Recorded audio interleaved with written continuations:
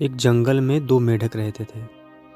दोनों बहुत अच्छे मित्र थे। तो एक बार वो भोजन की तलाश में घूमते घूमते एक गांव में पहुंच जाते हैं और वहां दूध से भरी एक बाल्टी में दोनों छलांग लगा देते हैं।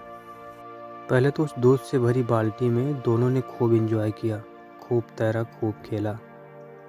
लेकिन जब बाल्टी से बाहर निकलने की बारी आई तो दोनों परेशान हो गए, क्योंकि बाल्टी का जो बाहरी सतह होता है वो बहुत चिकना होता है। उस पर किसी मेढक का पैर टिक ही नहीं रहा था।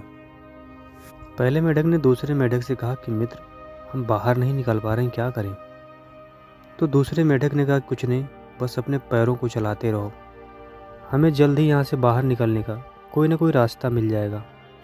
करीब 1 घंटे तक वो दोनों उसी बाल्टी में लगातार तैरते रहे, पर किसी का दिमाग नहीं काम कर रहा था कि इससे बाहर कैसे निकले।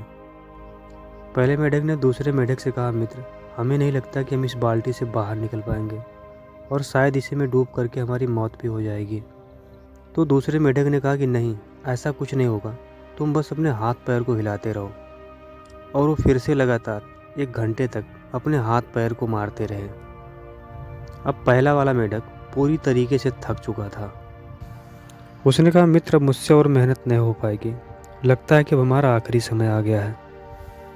उसने थक हार कर हाथ पांव मारना बंद कर दिया और जल्द ही वह उस बाल्टी में मर गया। अपने मित्र को मरा देख दूसरा वाला मेढक बहुत परेशान हो गया, पर उसने हिम्मत नहीं हारी। वो लगातार मेहनत करता रहा। थोड़े टाइम बाद उसे महसूस हुआ कि उसके पैरों के नीचे जैसे कुछ कठोर चीज़ें हों। वह उसके ऊपर चढ़ गया और छलांग लगा के बाल्टी से बाहर आ गया।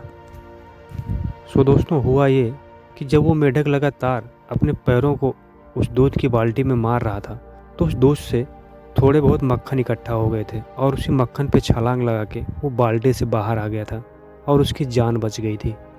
अब देखा जाए तो हम में से अधिकतर लोग भी उस पहले वाले मेढक के जैसा ही होते हैं, जो कुछ ज़्यादा ही किस्मत के भरोसे बैठे होते हैं और थोड़ी सी परेशानी आने पर हार मानकर बैठ जाते हैं। जो लोग उस पहले मेढक की तरह होते हैं, थोड़ी बहुत परेशानी आने पर उनका हल निकालने के बजाय अपनी किस्मत को कोसने बैठ जाते हैं, उनके जीवन में कुछ भी नहीं हो सकता।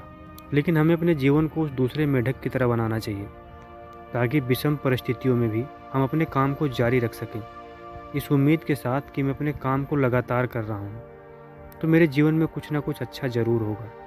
सो मोरल ऑफ द स्टोरी ये है कि जीवन में कभी हार ना माने,